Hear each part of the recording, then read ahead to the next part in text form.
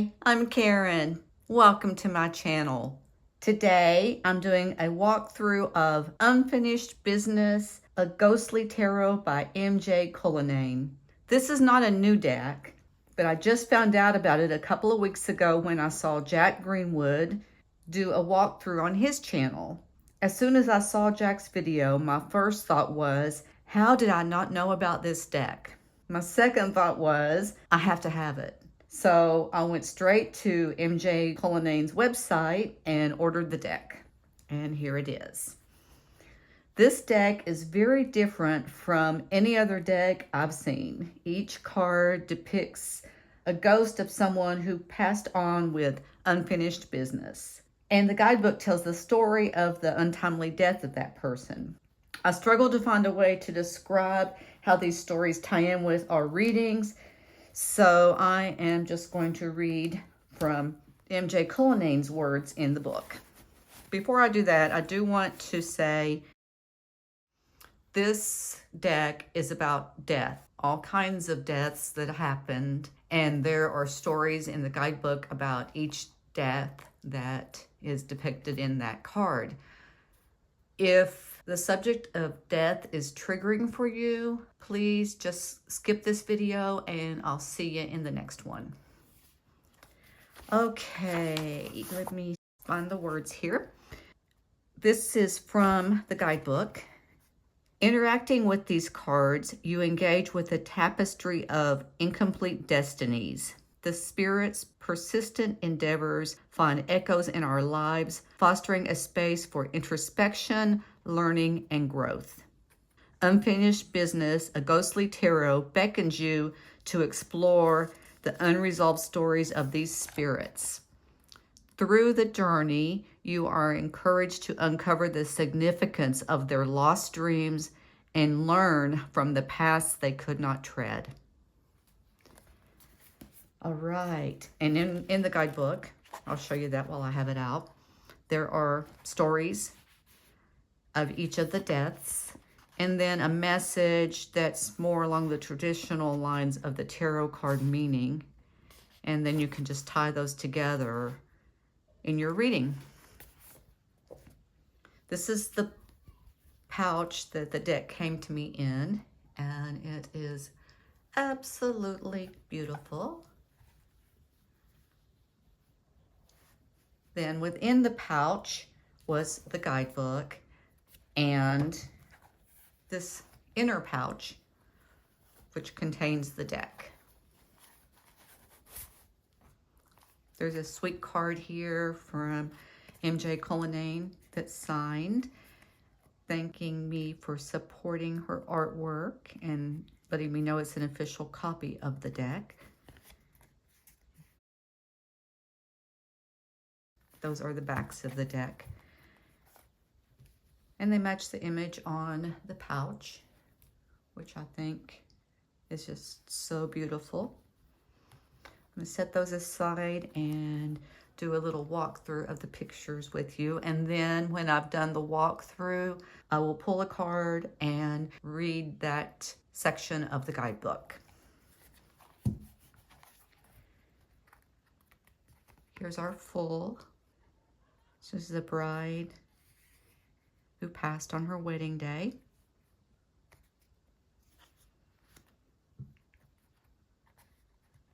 Our magician mixing up a stew in his kitchen. And these are all, as you can probably see, ghosts. The high priestess.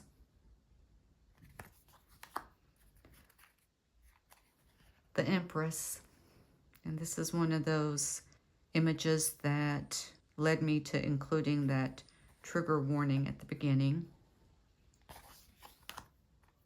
The emperor.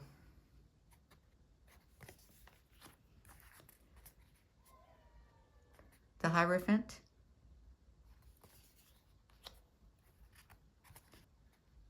That's a sad one. The Lovers. And these images are meant to be moving, haunting, but they are here to teach us a lesson about living life and not leaving unfinished business. Here's the Chariot. Strength. One of my neighbors is having a party in their backyard, it sounds like. And there are children and adults yelling every once in a while. I hope you don't hear that, but if you do, that's what's going on. I don't usually film in the evenings, but it's going to be a busy week next week, so I want to get this one done. The Hermit. I always love to see an owl in a hermit card. The Wheel of Fortune. Justice. The Hanged Man.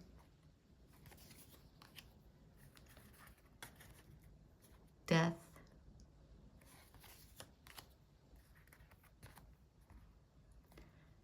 Temperance. That's a graphic depiction for the devil. The same for the Tower.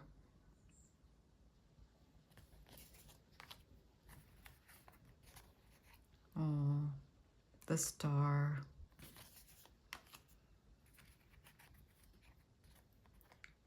The Moon.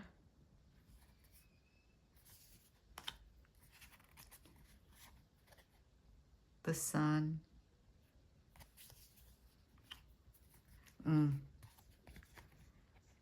Wow. Judgment. That's powerful. She's reaching down to try to comfort him. I haven't read all of the guidebook passages, or even most of them, and I haven't worked with the deck a whole lot, so this is not a first impressions, but it's definitely not a review either. I may do a deep dive later on this deck. I just had to share it now. I think it's worth sharing, and it is available on MJ Cullinane's website. The World.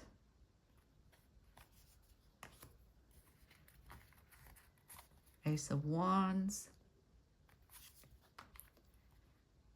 Two of Wands.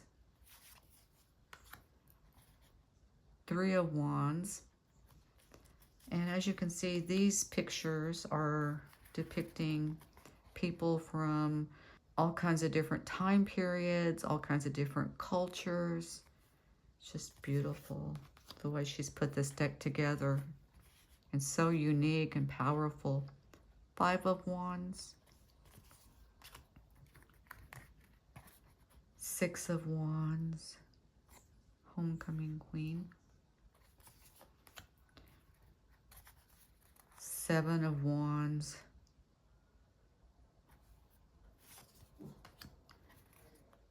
Eight of Wands.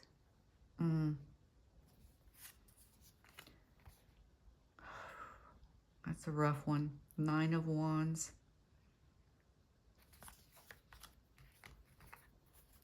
Ten of Wands.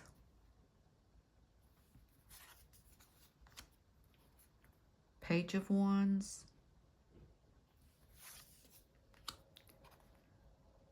Knight of Wands.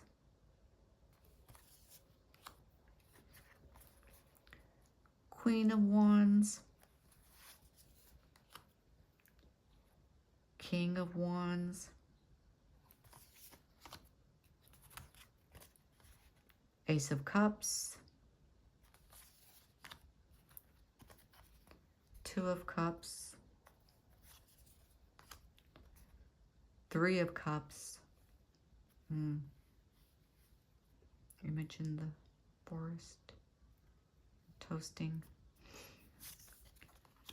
Oh, this is a triggering one too. Four of Cups.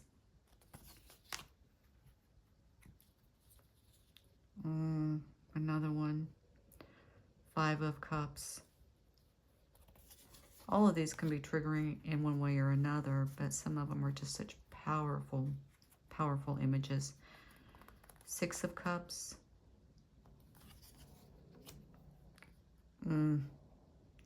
Seven of Cups.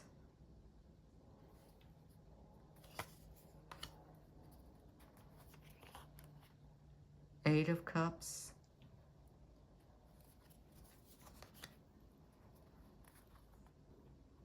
Nine of Cups,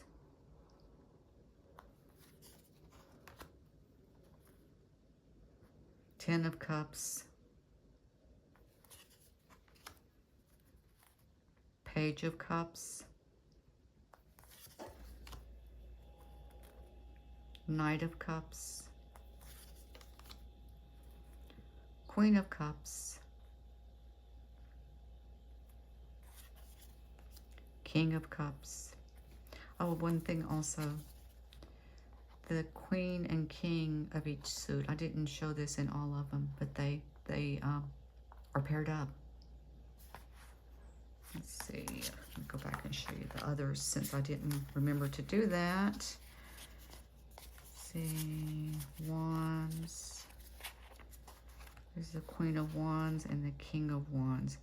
She's on stage and he's filming her, and the theater is burning. And I think that's the only one I had gotten to so far. This is the one where it's really noticeable. So that's what reminded me. Ace of Swords, Two of Swords, Three of Swords,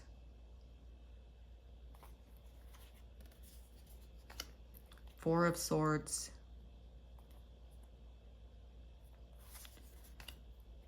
Five of Swords, Six of Swords,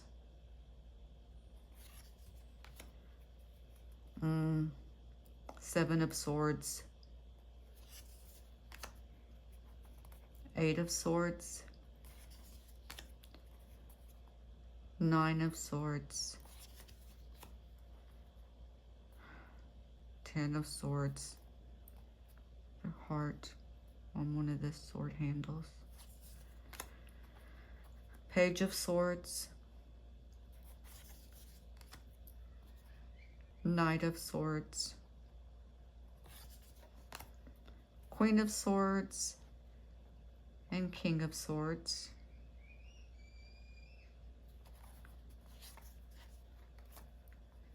Ace of Pentacles, Two of Pentacles, Three of Pentacles,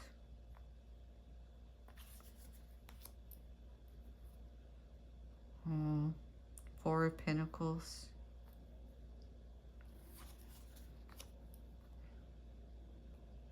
Five of Pentacles,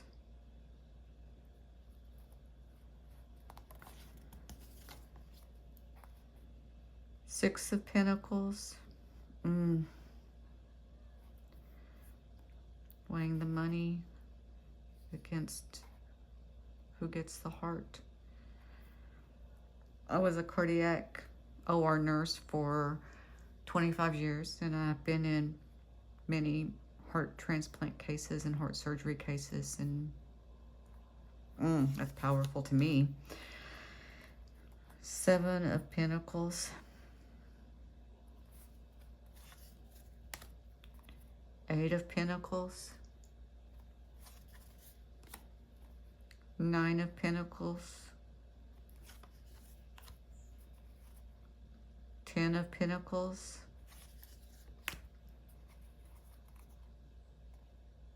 Page of Pentacles, Knight of Pentacles, Queen of Pentacles, and King of Pentacles. Then there's this extra card, Valdis. And I don't know, I honestly have not looked her up in the guidebook, so I'm not sure if she's just a significator card or if she's intended to be some sort of guide through the deck. Not sure. But we'll set her aside for now. Oops. I turned over the King and Queen of Pentacles to show that they matched up and forgot to turn them back over. Okay, I'm not going to try to riffle shuffle this. I'm just going to do a loose shuffle, mix them up a little bit. And then pull a random card to read you the guidebook entry. Let's try this one. Two of Pentacles. Okay. Two of Pentacles.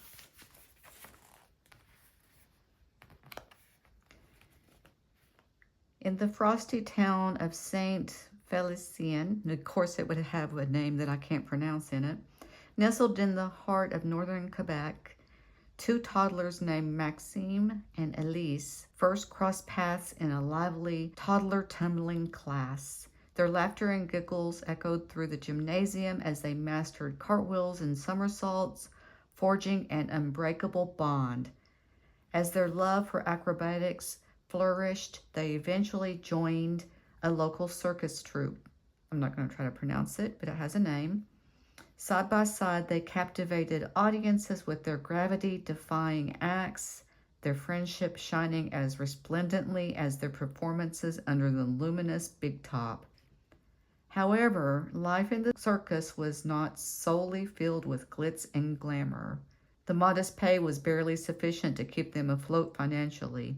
Maxime and Elise found themselves juggling multiple jobs to make ends meet, waitressing at a bustling cafe, teaching gymnastics to eager aspiring children, and undertaking various odd jobs around town. Despite their exhausting schedules, they maintained a spirit of joy and resilience. Their days were infused with laughter and small adventures, mirroring their cohesive partnership under the circus tent. Inseparable and indomitable, they tackled life as a formidable team. But one fateful evening brought a dramatic turn. The circus director, recognizing their adeptness at handling multiple roles, unexpectedly expanded their routine with a new act.